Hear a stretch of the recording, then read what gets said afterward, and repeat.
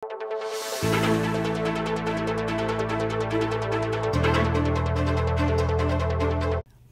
karing peka pamosmo pong pakapaninay aktibidad daring kabalen ang selebrasyon na ng kapiesta ng San Pedro Apostol o Apong Iro para karing Kapampangan.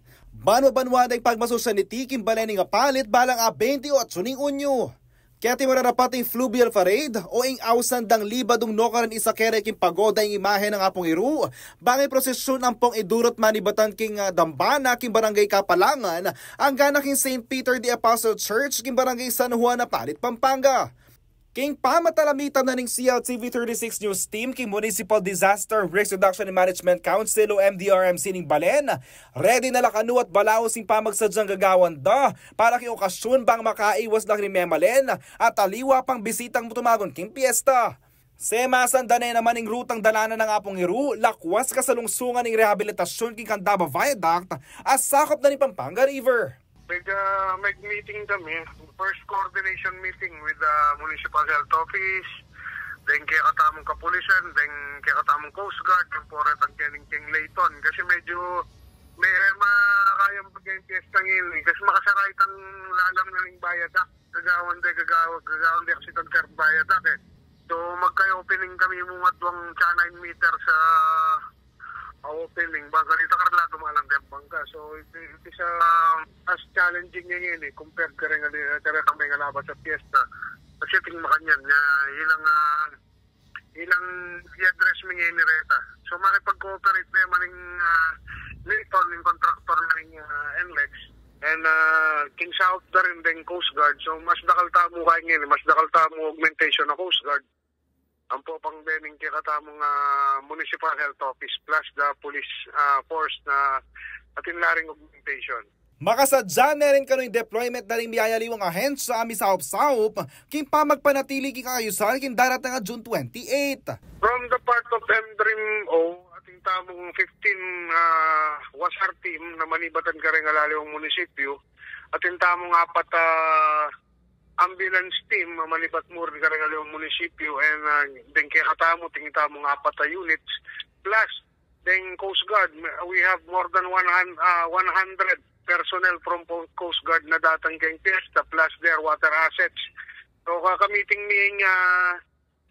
niya ing provincial commander na ng Coast Guard and she committed na detang bilang areta 100 Coast Guard personnel plus deng garelang water asset.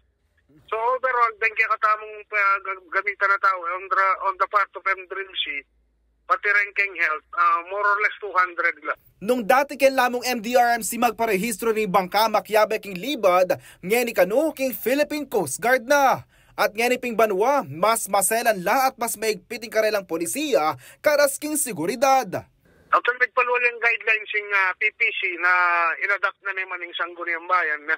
So, yung number 1 consideration tamo, have your bangkas registered. Number 2, always wear your flotation devices.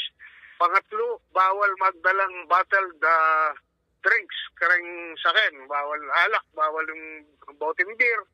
So, pwede tamong magdala karetang plastic bottles or galon or maski na retang jug na pwede tawong pikabitan kareng uling ita mo ayawasan ng ating magdalang liquor na kaya fiesta. So we highly recommend na ako magdalang bottles bang ganito maiwasan ng incident sa port of 15 years old and below tano po sa sakay bangka ganita ela po maging delikado rin uling minsan nilang panibata na pa ng aksidente rin Paga nakada naman ka rin magbalak munta, makipiesta at makisayaking libad ng poking kapiesta ng Apong Iro.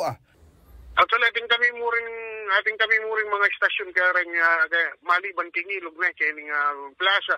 So stay hydrated po at etamo magkumpul-kumpul ka rin dakalataw bang ganito yung pali. Lalo na yung panahon yan yung gabumuran mapali. Stay hydrated and always wear komportabling t-shirt, cottons. Tamo po mamidlas karetang mapali uling panibata na paning heat stroke. So, mag-celebrate tamo pong safe and celebrate healthy. Yako po yung kaya kayong talasuyo, JM De Jesus, ating pusong makabalen. Bayan.